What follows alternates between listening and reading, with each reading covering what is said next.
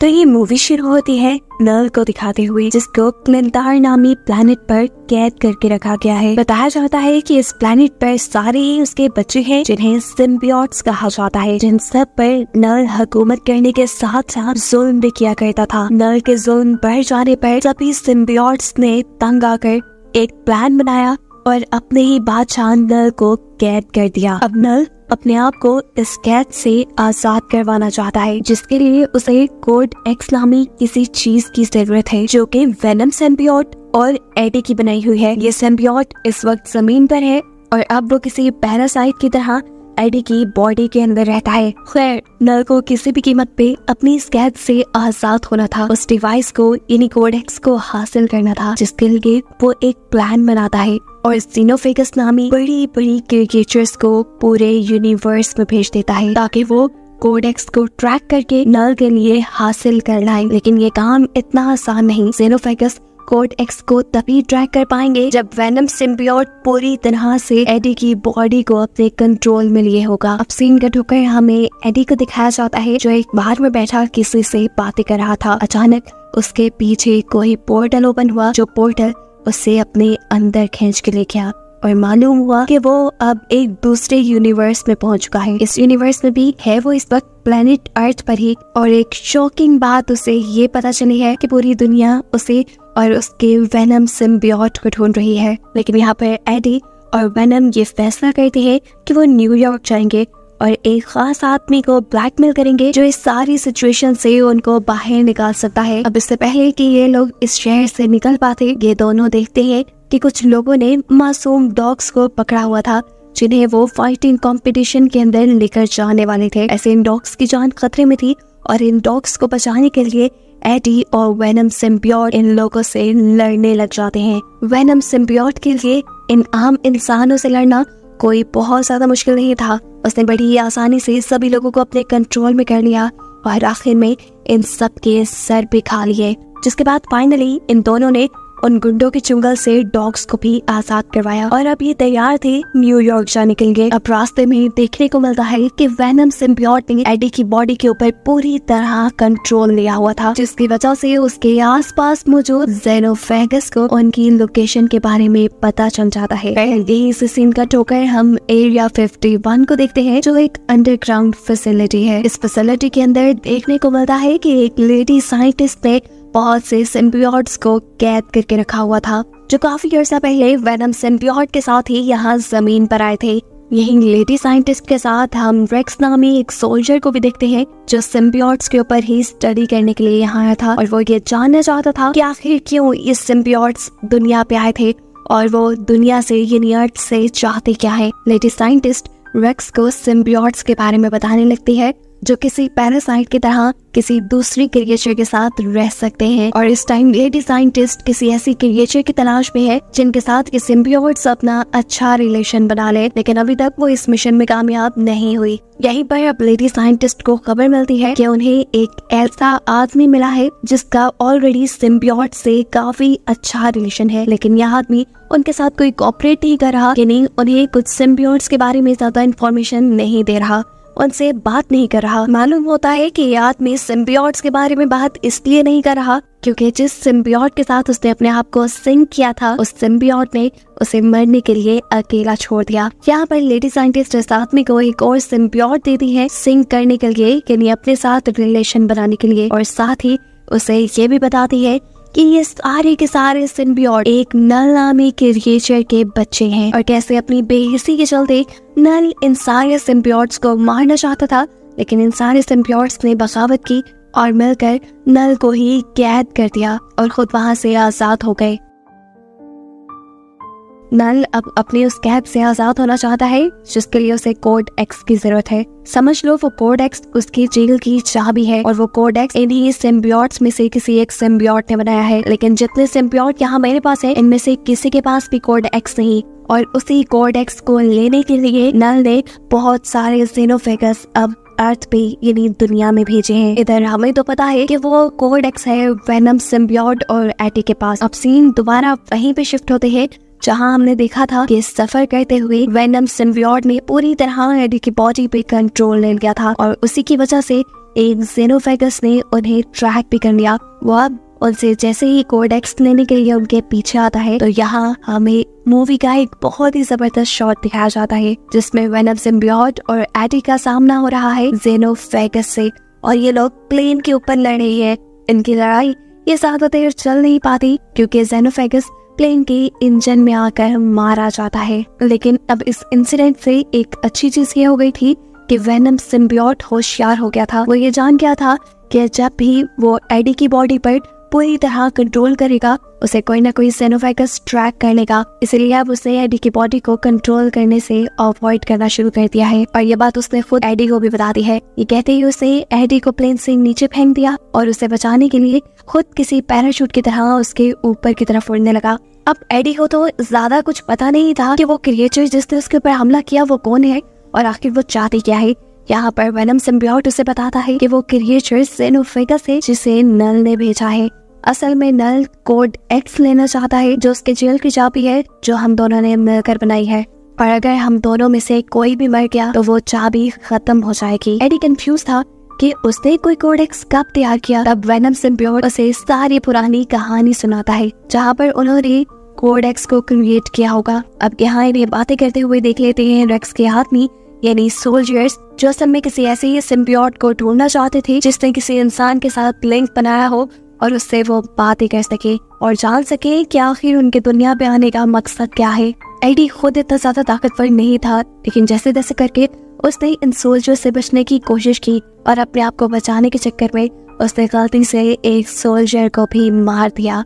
उसकी हमेशा से ताकत उसका सिम्बियोट ही रहा था, लेकिन अब सिम्बियोट उसके ऊपर पूरी तरह कंट्रोल नहीं ले सकता था क्योंकि अगर वो ऐसा करता तो कोई ना कोई जेनोफेगस उनको ट्रैक कर लेता और उनके लिए मुसीबतें और ज्यादा बढ़ जाती। इसी सारी लड़ाई के चलते हम देखते हैं कि एडी गलती से पानी में गिर चुका है। तैरने की उसमें ताकत नहीं थी और अगर उसे बचाना था तो वो वेनम सिम्बियोट को ही बचाना था। वेनम सिम्बियोट उसे बचाने के लिए यहाँ ना चाहते हुए उसके ऊपर पूरी तरह कंट्रोल कर लेता है और ऐसे काफी सारे जेनोफेगस उन्हें ट्रैक कर लेते हैं। अब यहाँ इससे पहले कि जेनोफेगस इनके ऊपर हमला कर लेता ये लोग होशियारी दिखाते हैं और पानी से निकलने के फौरन बाद ही वेनम एडी की बॉडी को छोड़ देता है जिसकी वजह से जेनोफेगस उसे देख नहीं पाता और झुंझला कर वो यहाँ काफी सारे सोल्जर्स को मार देता है जो एडी और वेनम के पीछे ही पड़े थे।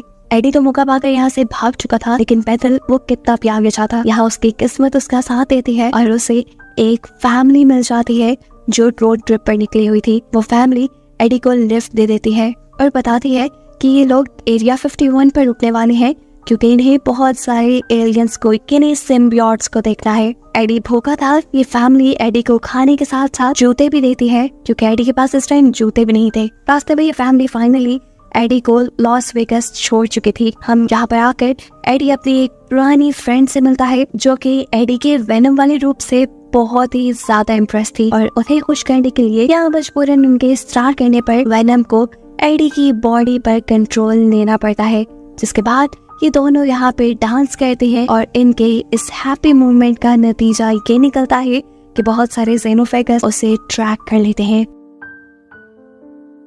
अब इससे पहले कि यहाँ पर ही लड़ाई शुरू हो जाती वेनम एक और मर्तबा अक्लमंदी दिखाता है और एडी की बॉडी को छोड़ देता है जिससे सारे जेनोफेगस कंफ्यूज हो जाते हैं। एक तो अच्छा काम हो गया लेकिन जैसे एडी की मुश्किल कम होने भी नहीं आ रही। यहाँ पर मालूम हुआ कि लॉस वेगस के अंदर भी रेक्स ने एडी को देख लिया है। बस फिर क्या था, रेक्स और उसकी पूरी टीम ने एडी को पकड़ लिया। उन्होंने एडी और उसके वेनम सिम्बियोट को अलग कर दिया और फिर जब एडी की आँख खुली तो वो एरिया 51 के अंदर था। यहाँ एडी के साथ एडी की ही जैसे एक और इंसान जिसे कैद किया गया था जिसका एक सिम्बियोट के साथ रिलेशन भी था, वो एडी को बताता है कि नल जो इन सभी सिम्बियोट का किंग है वो पागलों की तरह एडी और वेनम सिम्बियोट को ढूंढ रहा है और ये खबर तो पहले से ही एडी को थी। यहाँ पर हम देखते हैं कि रेक्स जो कि एक सोल्जर है वो बहुत ही ज्यादा खुश है क्योंकि एडी और वेनम सिम्बियोट का रिलेशन अभी तक काफी अच्छा है और उसे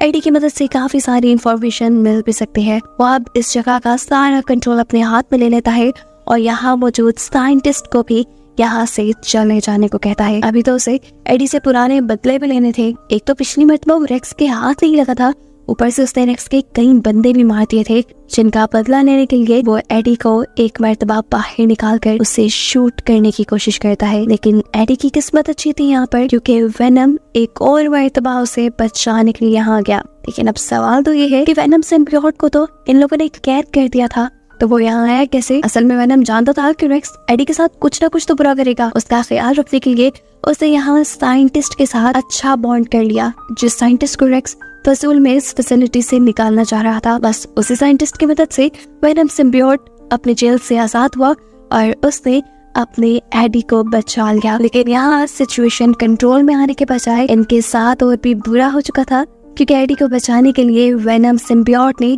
उसके ऊपर कंट्रोल लिया था और ऐसे जेनोफेगस उसे ट्रैक करते हुए यहाँ आ गए। अब यहाँ पे मौजूद लेशर सिम्बियोट जो ये बात जानता था कि ये जेनोफेगस नल ने भेजे है और वो वेनम से कोड एक्स लेना चाहते हैं, वो इस सिम्बियोट को रोकता है, इससे लड़ता है और वेनम को यहाँ से भागने का मौका देता है, ये कहते हुए कि तुम चले जाओ और कभी नल को आजाद मत होने देना, यानी नल को कभी कोड एक्स मत देना। अब वेनम जानता था कि ये जेनोफेगस यहाँ पे मौजूद इंसानों को भी मार देगा उसे ढूंढते हुए, इसीलिए जाते हुए उसे साइंटिस्ट ने कहा कि यहाँ पर मौजूद सारे सिम्बियोट्स को खोल दो ताकि वो आप लोगों से रिलेशन बनाकर जेनोफेगस से आप लोगों को बचा ले। साइंटिस्ट उसकी बात मान लेती है और सिम्बियोट्स को खोल देती है और सिम्बियोट्स भी बिना वक्त ज़ाया किए काफी सारे इंसानों से बॉन्ड बनाते हुए जेनोफेगस से लड़ने लग जाते हैं और ऐसे यहाँ पर एक धमाकेदार फाइट शुरू हो जाती है। इतने में ही यहाँ पर वो फैमिली पहुँच जाती है जिसने एडी को लिफ्ट दी थी और उन्होंने एडी को बताया भी था कि वो एरिया 51 में एलियंस देखने के लिए जाएंगे, लेकिन उन्हें ये नहीं पता था कि वो एक के बजाय इतने सारे एलियंस को देख लेंगे, वो भी खुले हुए। इन एलियंस के दरमियान होने वाली धुआंधार फाइट को देखकर वो बुरी तरह डर चुके थे, क्योंकि जेनोफेगस बुरी तरह से सिम्बियोट्स को खा रहे थे और सिम्बियोट्स उन्हें हराने की कोशिश कर रहे थे। और ये कोशिश सिम्बियोट्स की नाकाम बनाने के लिए जेनोफेगस अपने बहुत से और साथियों को दूसरे यूनिवर्स से बुला लेता है। सिचुएशन को खराब देखते हुए वेनम सिम्बियोट भी यहाँ जेनोफेगस से लड़ने के लिए आ गया था, लेकिन जब उसने देखा कि बहुत सारे और जेनोफेगस भी यहाँ आ चुके हैं और वो सिम्बियोट्स के साथ साथ इंसानों की भी लाइफ मुश्किल में डाल सकते हैं, तो उसने यहाँ पे एक बहुत ही मुश्किल और बहुत ही इमोशनल फैसला किया। वेनम सिम्बियोट एडी से कहता है, देखो इन सारे जेनोफेगस को कंट्रोल करने का सिर्फ एक ही रास्ता है, वो है हम दोनों में से किसी एक की मौत, जिसकी वजह से वो कोड एक्स तबाह हो जाएगा और ये लोग इस दुनिया से चले जाएंगे। एडी सबके लिए बिल्कुल तैयार नहीं था। एडी के फैसले का वेनम इंतजार नहीं कर सकता था, क्योंकि जिन एक दो जेनोफेगस को इन्होंने मारा था वो भी अपने आप को रीजनरेट कर रहे थे। इन सभी लोगों को बचाने के लिए और सिचुएशन को संभालने के लिए वेनम अपना एक बड़ा सा रूप दिखाता है और इन सारे जेनोफेगस को अपने में लपेटते हुए एक मशीन की तरफ बढ़ने लगता है, जो मशीन हाई टेम्परेचर की मदद से एलियंस को मारने के लिए बनाई गई थी और इसे एक्टिवेट करने का काम वेनम रेक्स को कहकर किया था। सारे जेनोफेगस के साथ साथ वेनम के भी उस मशीन में जाते ही रेक्स उस मशीन को एक्टिवेट कर देता है, जिसकी वजह से वहाँ एक बहुत बड़ा ब्लास्ट होता है और ऐसे जेनोफेगस के साथ साथ वेनम भी मारा जाता है और यहाँ काफी सारे लोग बेहोश हो जाते हैं, जिसमें एडी भी था। एडी को जब होश आया तो उसे ये मालूम हुआ कि उसका दोस्त यानी वेनम सिम्बियोट अब जिंदा नहीं बचा और ये सुनकर एडी उदास हो चुका था। उसे इस खबर ने भी खुश नहीं किया था कि अब एडी पर लगाए गए सभी झूठे सच्चे इल्जाम खत्म कर दिए गए थे और वो इस दुनिया में अपनी नॉर्मल लाइफ जी सकता था। अब यहाँ से सीन कट होकर हमें मूवी के ठीक लास्ट में दोबारा नल को दिखाया जाता है, जो बहुत ही ज्यादा गुस्से में है क्योंकि उसका कोड एक्स तबाह हो चुका है और उसके यहाँ से निकलने के चांसेस तकरीबन खत्म हो गए हैं और इस चीज ने उसके अंदर बदले की आग को और भड़का दिया है। अब वो आगे क्या करेगा, इसी चीज को सस्पेंस में रखते हुए ये कहानी यहाँ खत्म हो जाती है।